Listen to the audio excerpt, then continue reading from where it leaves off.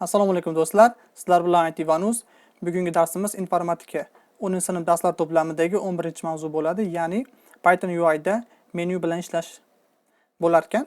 Ya'ni menu degani mana bu Notepad dasturimizni yuqori qismida ko'rib turganingizdek, mana bu yerda menyular bor. Demak, har birini bosgan paytimizda yoki bo'lmasam ustiga kelgan paytimizda bizda mana bunday menyular ochiladi. Demak, hozir xuddi shunga o'xshagan soddaroq menyuni yaratishni ko'rib chiqamiz.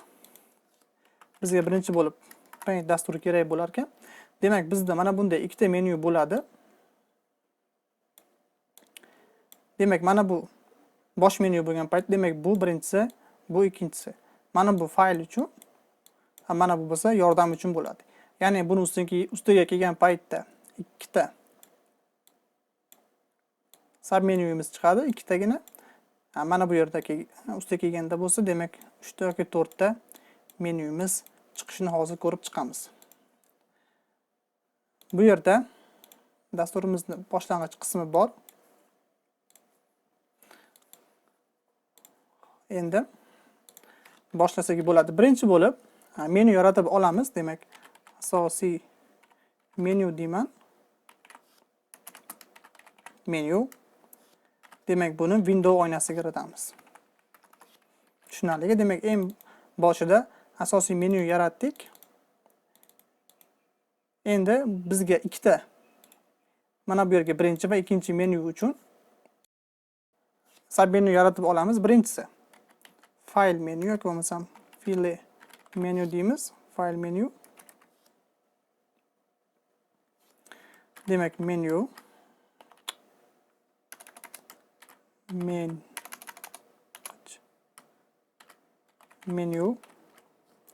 Endi bu Windowsga emas, asosiy menyuga boradi.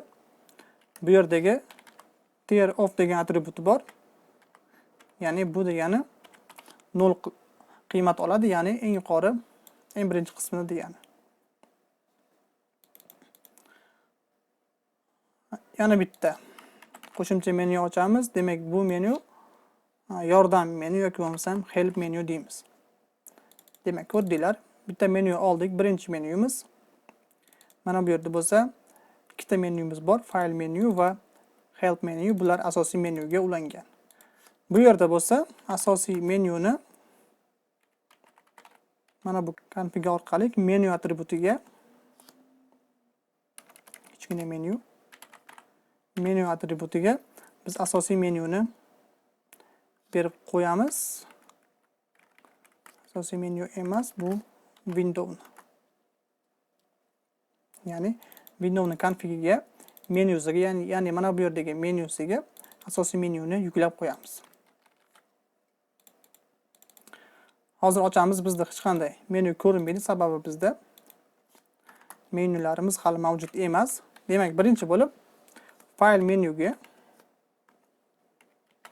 add command orqali menyu qo'shamiz. Label'i misol uchun birinchisi mana bunday bo'ladigan bo'lsa,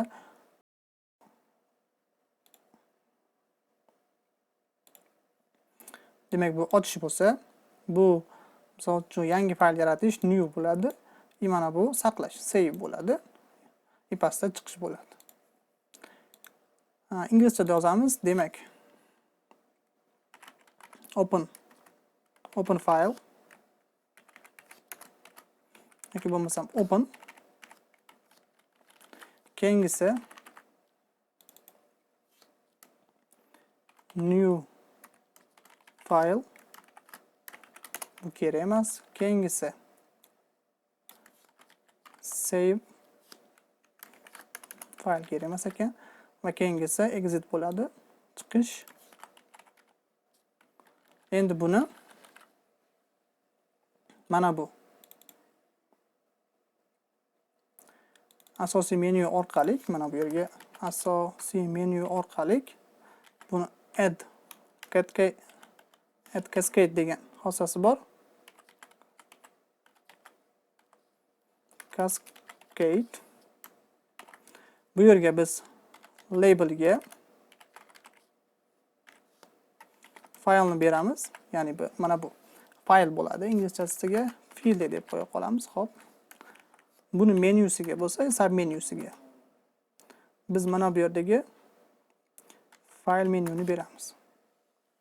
Ya'ni yaratib olgan menyumizni mana bu asosiy menyuni birinchi fayl orqali, fayl deb nomlangan sub menyusiga beramiz. Hozir ochib ko'ramiz qanday ko'rinishga keldi.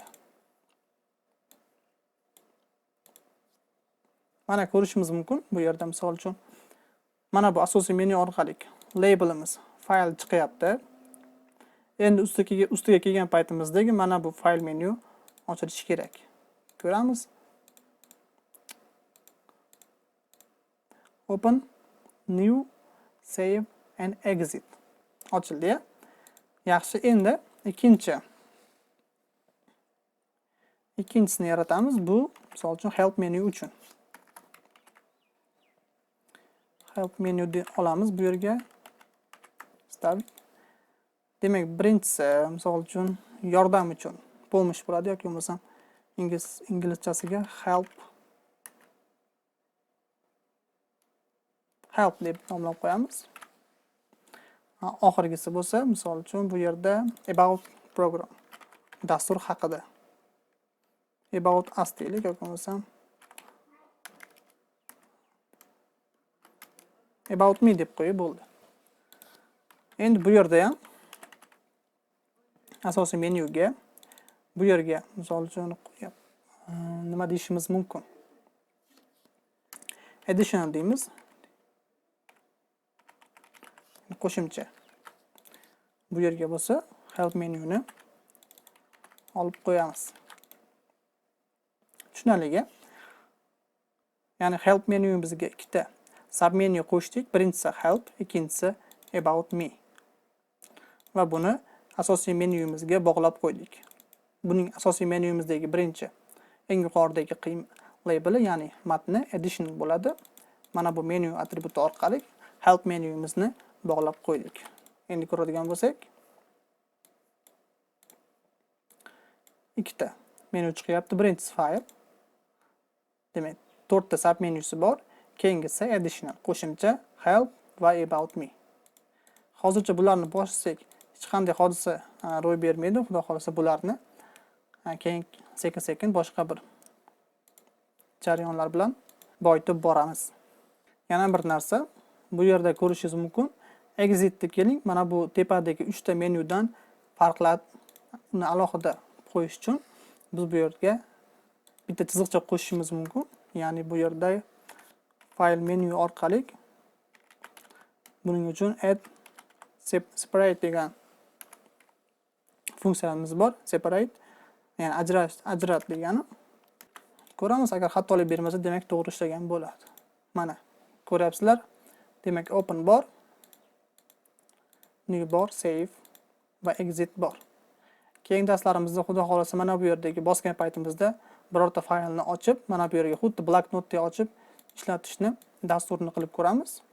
Darslarimiz davomida buni albatta ko'rishingiz mumkin. Hozir keling, mana bu yerdagi exitni bosgan paytimizda dasturni yakunlashni buyrug'ini ko'rib chiqamiz. Bu juda ham oson. Oldingi darslarimizda birda ko'rib o'tgandik. Mana bu yerga command orqali windowni yopamiz, ya'ni quit qilamiz. Oynani yopamiz, oynadan chiqamiz. Ishlab ko'ramiz endi. File, exit. Dasturimiz to'g'ri ishlayapti. Tushunarligi, bugungi darsimiz. Bundan oldingi darslarimizda biz ikkita komponentani bitta video qilib chiqargandik. Ikkita. Mana bu videolarimizni uzunligi katta bo'lib ketganligi uchun bu safargi darslarimizdan boshlab alohida videoda qilib chiqarishga qaror qildik. Albatta video cho'zilib ketmasligi uchun. Tushunarligi do'stlar, bugungi dars shulardan iborat edi. Keyingi darslarda ko'rishguncha sog' bo'linglar.